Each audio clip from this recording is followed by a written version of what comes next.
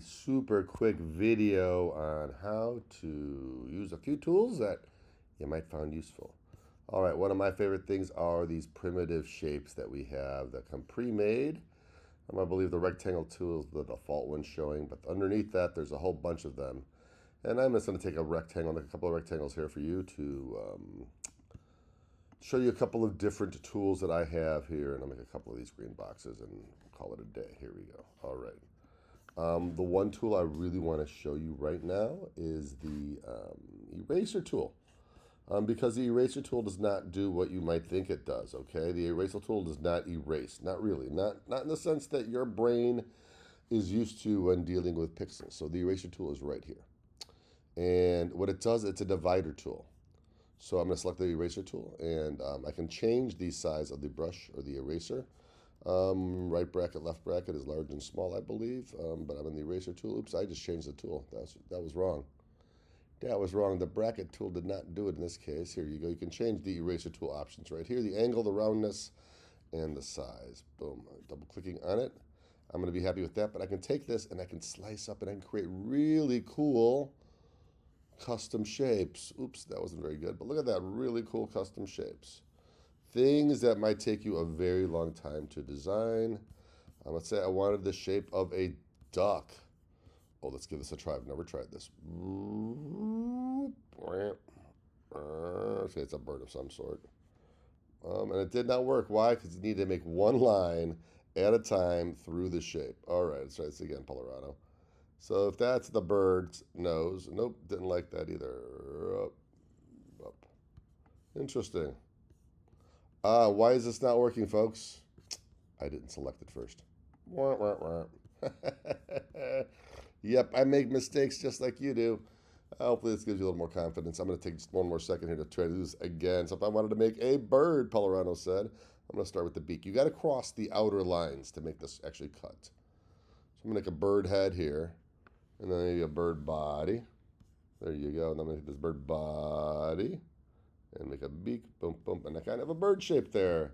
And now I can go in here, and you'll look at this. It's still one chunk I can cut out and move around. This is a great way to create. If I wanted to create, oh, I don't know, a landscape with rolling hills. Oopsie. What did I do? I didn't select it first. Yes, I'm good at that. Here you go. Now I can select a landscape with rolling hills. Now I have this wonderful rolling hills landscape. It took me, oopsie, oopsie doopsie. Now if you want to select just one portion of it, make sure you're selecting just one portion. And I'm trying to delete this top half, and it's taking the whole thing with it. You'll see how it's all taking all of this with it. And even if I do this and I hit delete, there you go. I have to move it.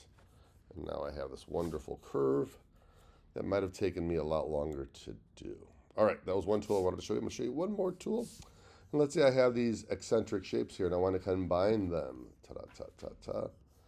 We have a bunch of ways of combining shapes. They're all over here under the not align. But if I select two items, holding the shift key, I selected the second item. You'll notice this other on the right-hand side. You should be, and by the way, let me start this out by saying you should change your workspace to Essentials Classic. If you haven't done that, so that should be the first thing you do is Essential Classics. Why? Because you're going to get more tools, more access at your fingertips. Pathfinder, you can always go to Window Pathfinder as well. Any of these things that appear on the side, you can open up. So here's Pathfinder. Pathfinder is an interesting name for something. It reminds me of a Nissan car. But it's a way of combining shapes. And you can just see what they do here. It'll actually tell you, this is going to unite these shapes. Boom. I created one shape out of those two shapes by hitting that button. Undo, Command Z. I can subtract shapes. So there you go. I subtracted the front shape from the back shape. You see the front is subtracting out of the back there, the icon. I can do the intersection, so it's just going to be this weird little shape. Boom, boom. And I think you guys get the idea, right? So there's all sorts. There's also more of these Pathfinders. So these are shape modes. I want to say that there's different ways of doing these things. But play, the whole point is to play, folks. Play, use color, and have fun. All right. Told you it was going to be a short video, and it is. Anyhow, I just wanted to share that with you. Two different ways of combining shapes or creating shapes that are unique, interesting, and fun. Also, one last thing, don't forget that your strokes don't have to always be regular. They don't have to appear to be like boring strokes. And so let's say I want to change the stroke on this wonderful little bird shape here. And I can go to stroke here. And you'll see that I don't have a whole lot of options. I got uniform strokes. I got this kind of stroke, that kind of stroke. And you'll see that it's changed, right? It's changed the width. Let me make the stroke bigger so you can see this bigger. Bump, bump, bump, bump. So this is changing the character of the stroke. But it's kind of cool, but not always useful. What if I wanted to have a different kind of brush? Right over here on the brush, again, if you're set to window or workspace, Essentials Classic, you're going to see these brushes here. And I'm going to pick these brushes. Here are the ones that come with it right out of the box. So this is a little more interesting, right? Not really.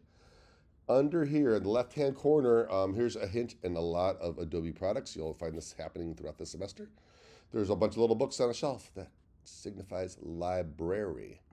And I'm going to click on that. I'm going to go just get some artistic ones. Let's say I wanted to do, I don't know, watercolor. No, let's do paintbrush first. We'll do paint first. Now I have a whole bunch of paintbrushes that these strokes can be, right? Yeah, you see, so we can change these up. And that's a nice thing. So your things don't have to look regular. They don't have to look mechanically reproduced. They can look pretty organic. If you just take the time to tweak them a little bit, you can come up with some pretty interesting edges to things with the stroke. And there's also more stuff. If you double click the word stroke here, you'll see that I can change how the stroke ends, whether it ends in a little round or square or a little kind of point. How the corners are handled, whether they're actually chamfered or hard corners, and whether the stroke is aligned on the inside, outside, or the center of the shape. Anyhow, more stuff to play with. And you don't have to go with the pull downs either. You can just type in the number you wanted. If I wanted to make this 0.372, which is a nice random number, boom, there you go. Now that is a 0.372 stroke. So you have control over a lot. Have fun. I'll see you in the crits. Bye-bye.